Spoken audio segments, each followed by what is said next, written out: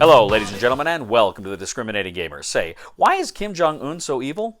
Because he doesn't have soul.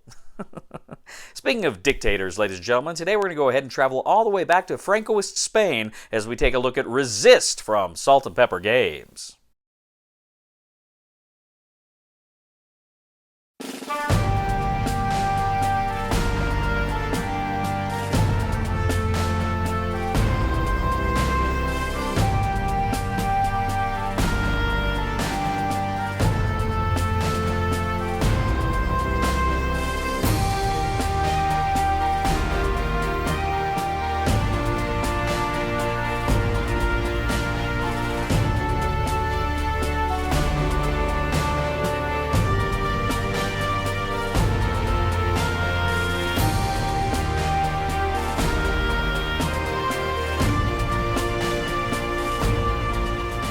Hello everybody, we'll get back to the review in just a second. I just want to take a moment to ask you to go ahead and check out and subscribe to my other channel, that is Cody Carlson PhD, where we talk about military history and books on history and fun things like that. Please check that out, please subscribe, and now, back to the review.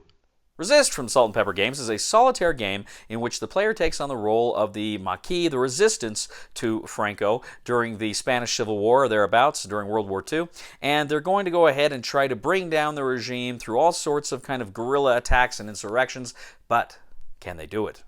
At the very beginning of the game, you're going to take all of the Maquis cards. There are 24. You're going to shuffle them. You're going to put 12 on one side of you. That's your hidden deck, and 12 on the other side. That is your recruit deck. You're also going to take a number of spy cards and mix spy cards into your hidden deck. The remaining spy cards you'll just put off to the side. Now, there are 20 mission cards, and you're going to kind of sort them by era. You've got a number of Era 1 cards, a number of Era 2 cards, a number of Era 3.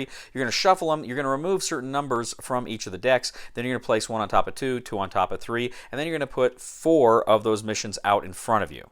Now you're going to shuffle the enemy's deck and the civilian deck. Now from the enemy's deck, you're going to look at the missions in front of you, and each of them has a garrison number. You're going to put that many of face-down enemies cards above that mission card, corresponding to the number of the garrison. Now what you're going to do is you're going to go ahead and you're going to draw 5 of the Maquis cards from your hidden deck. And you're going to leave spaces in front of you in order to play those cards. Now the game is going to take place over a series of about 4 phases. Now, essentially, you're going to have the plan phase. Now, during the plan phase, you determine which cards you're going to play where. Now, each of your cards has a persona. They have a hidden persona, and they kind of have the active persona.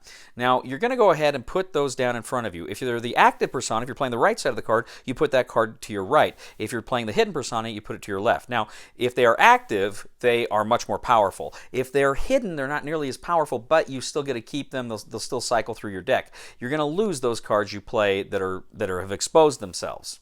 Now, once you've figured out how you're going to play it and you've done any of the hidden abilities that trigger during planning, you're going to go ahead and pick which mission you want to fight against. You pick the mission, and then you're going to flip all of the enemy's cards so you see how many enemy cards you're dealing with.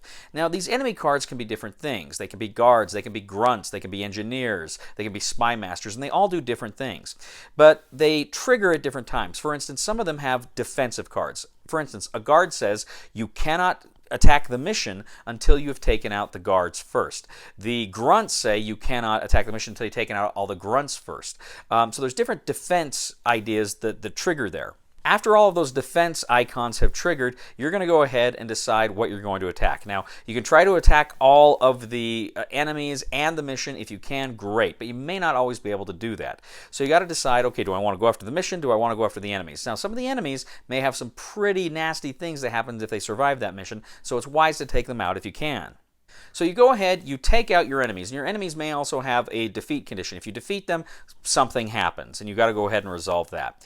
But you go ahead and you take out, if you can have enough attack value on your mission, and again, you're looking at the appropriate side of your card, the attack value on the active side or on the passive side, you add that all up, and you kind of figure out how you're going to divide that among your enemies. If you take out the mission, then you go ahead and you put the mission in your defeated mission spot, and all the people are going to disappear that are above it, but if there are any that survived your attack, you've got to deal with those negative consequences. There's a counterintelligence guy that essentially kills civilians, so you want to take him out as soon as you can.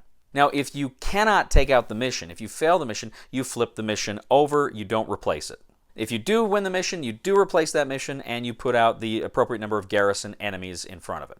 Now, next you have Aftermath. Now, Aftermath, you're going to do a few things. You're going to check to see if you've lost, first of all. You've lost if you've failed 2 missions. You have lost if ever there are 5 civilians in the graveyard that have been killed, you lose the game. Otherwise, you decide, do I want to end it here and see what my score is, or do I want to push my luck and keep going?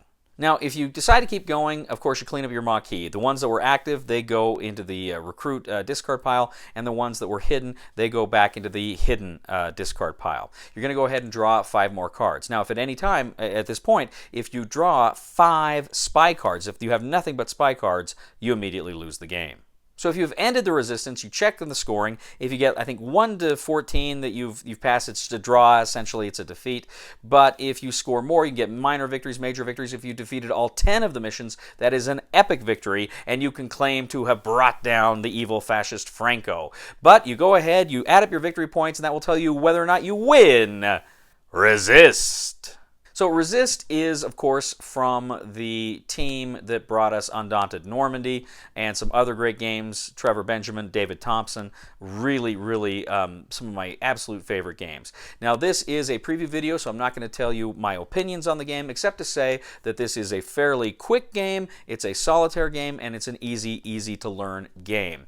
So this is going to be up on Gamefound, I believe on May 12th, so I'll post this video hopefully before then. I'll get that up, and I will go ahead and put the links to that page in the description here of this video. So if Resist looks like the kind of solitaire experience that you are interested in, you're going to want to go ahead and check out this on Gamefound as soon as you can. Ladies and gentlemen, thank you for joining us today on The Discriminating Gamer. As always, we ask you to please leave a comment for us on YouTube, on Board Game Geek, on our Facebook page, or on thediscriminatinggamer.com.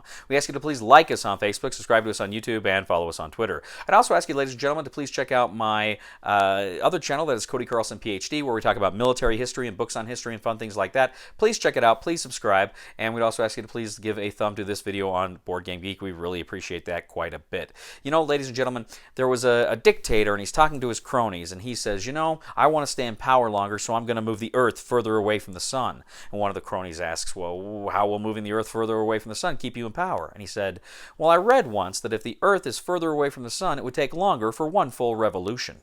Please somebody help me on my feet again, and I don't know where I'm going, and I don't know where I've been. Please somebody help me on the solid ground. It's a long time, and I'll be dying. Once a year I wind up in the band. Join the Superhero Registration Act. Never! Don't do drugs.